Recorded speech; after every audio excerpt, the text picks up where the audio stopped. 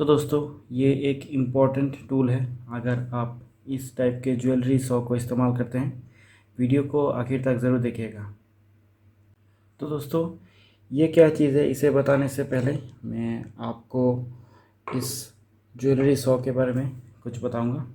तो बेसिकली इसे jewellery saw कहा जाता है, लेकिन इसका एक्चुअल नाम है पियर्सिंग सॉ, क्योंकि इसे आप बहुत ही कॉम्प्लिकेटेड डिज़ाइंस कट करके निकाल सकते हैं किसी भी मटेरियल से।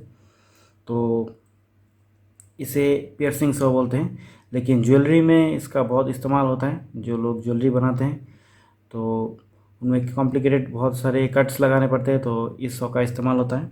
अमेज़न पर अगर आप सर्च लगाएंगे तो ये कोपिंग सॉ या फिर ज्वेलरी सॉ नाम से आपको मिलेगा। लेकिन कोपिंग सॉ जो होता है वो कम्प्लीटली डिफरेंट तरीके का एक सॉ होता है, और ज्वेलरी सॉ से इसका कोई मतलब लिंक नहीं है।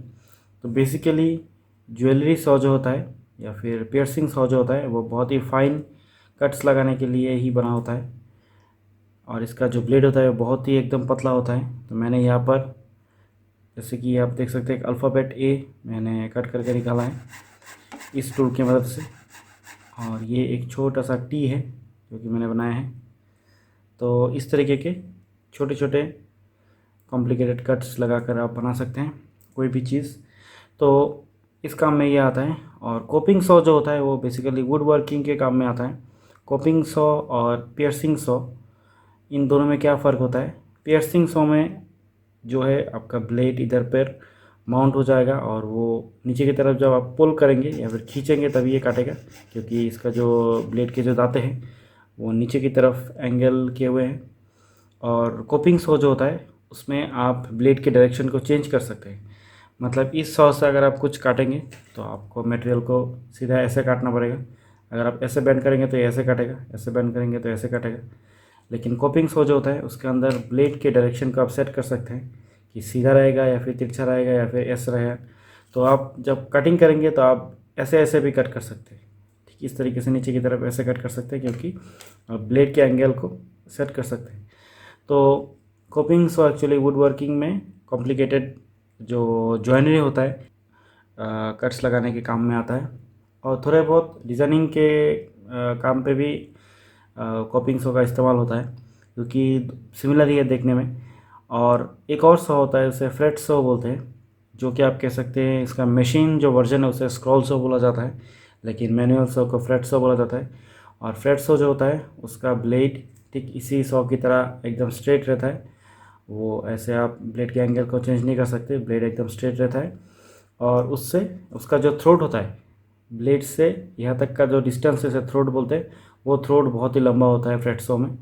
इसलिए आप अंदर तक कटिंग करते हुए जा सकते हैं। जैसे कि अभी इस मटेरियल पर मैं कट लगाऊंगा तो यहाँ तक जाकर ये अटक जाएगा, ठीक यहाँ पर अटक जाएगा ये।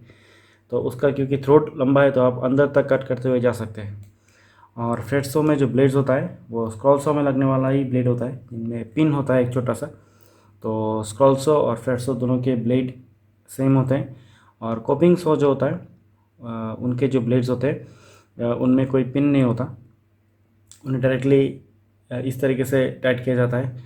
और कुछ कुछ जगहों पर आप इंटरचेंज भी कर सकते हैं, जैसे कि स्क्रॉल सॉ पर पिन वाले ब्लेड भी लग सकते हैं, बिना पिन वाले ब्लेड भी लग सकते हैं। तो फ्लैट सॉ पर सिर्फ पिन वाले ब्लेड ही लगते हैं, बिना पिन वाले ब्लेड फ्लैट सॉ पर नहीं लगते। लेकिन कोपिंग सॉ पर बिना पिन वाले ही लगेंगे, पिन वाले नहीं लगेंगे।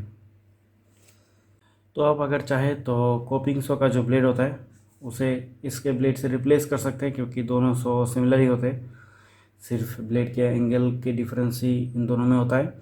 और फ्लैट सॉ के ब्लेड को आप इंटरचेंज कर सकते हैं स्क्रॉल सॉ से। तो अभी मैं इसको एक्सप्लेन करता हूँ।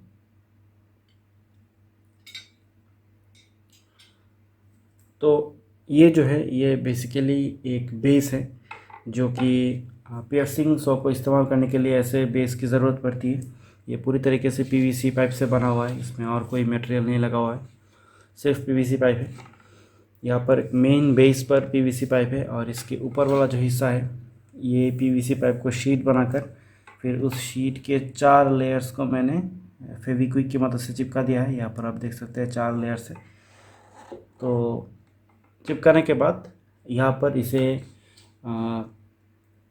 चिड़िया का जो चोंच होता है उसी की तरह एक मुंह बना लेना है, क्योंकि यहाँ पर कटिंग करने में आसानी होता है। जैसे कि मैं आपको एक सैंपल दिखा दूंगा कि कैसे मैंने ये जो अल्फ़ाबेट है इसे कटिंग किया है। बेसिकली यहाँ पर रख कर इससे इस सॉ से ऐसे ऐसे कट करना पड़ता है, और अलग अलग एंगल्स पर कट करने में आसानी होती है। अगर कोई चीज़ गोलाई में काटना हो तो इसके अंदर ले जाकर ऐसे ऐसे काटने में आसानी होती है। तो बेसिकली ये बेस कटिंग के लिए आसानी होता है। और जो लोग ज्वेलरी सॉ का इस्तेमाल करते हैं या फिर पियर्सिंग सॉ का इस्तेमाल करते हैं, वो इस तरीके का एक बेस का इस्तेमाल करते हैं। ये वुड का बना कर लेते हैं और टेबल पर माउंट कर लेते हैं, लेकिन मैं क्योंकि ज़मीन पर बैठ कर ही अपना मैक्सिमम काम करता हूँ, तो मैंने ये एक ईज़ी टू यूज़ एक बेस बना लिया है। इसके नीचे के हिस्से में आप देख सकते हैं ये पीवीसी पाइप का 1/2 इंच डायमीटर का पाइप है, और इधर पर ये एमसील से लगा हुआ है। इस तरफ बाहर से इपॉक्सी ग्लू से मैंने लगा दिया है, और अंदर की तरफ से थोड़ा और मजबूती के लिए मैंने एमसील लगा दिया। यहाँ पर एमसील है, यहाँ पर एमसील है, यहाँ पर एमसील है। और ये इसका स्टैंड का जो ये जो लेग है, ये ऐसे इसलिए बाहर निकला हुआ क्योंकि इधर पे मैं अगर वज़न दूंगा, दबाऊंगा, तो ये सपोर्ट देगा इसलिए। और ये काफ़ी अच्छा वेट ले सकता है। और ये जो ऊपर वाला जो हिस्सा है, ये पूरा सुपर ग्लू से चिपका हुआ है, फेविक्विक से चिपका हुआ है। यहाँ पर भी फेविक्विक लगा हुआ है, और इधर भी फेविक्विक से लगा हुआ है। तो मैंने फेविक्विक पहले जब लगाया था सोचा था बाद में एमसील लगा दूंगा, लेकिन फेविक्विक से इतना मजबूत बन गया कि एमसील लगाने की ज़रूरत नहीं पड़ी। जैसे ऐसे छोटे छोटे चीज़ें कट करने के काम में ये आता है। जैसे कि मैंने अल्फ़ाबेट कट करके निकाला है, और ये जैसे कि छोटा सा टी है, और इससे काफ़ी अच्छा रिजल्ट है। तो बेसिकली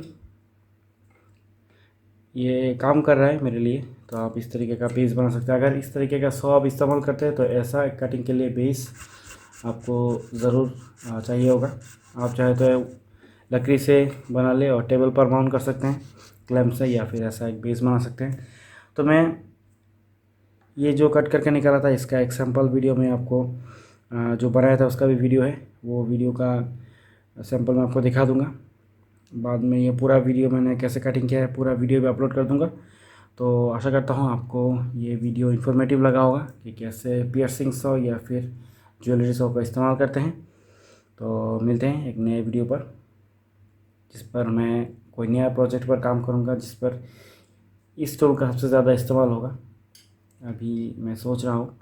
तो मिलते हैं एक नए वीडियो पर। तब तक के लिए have a nice day, take care, bye.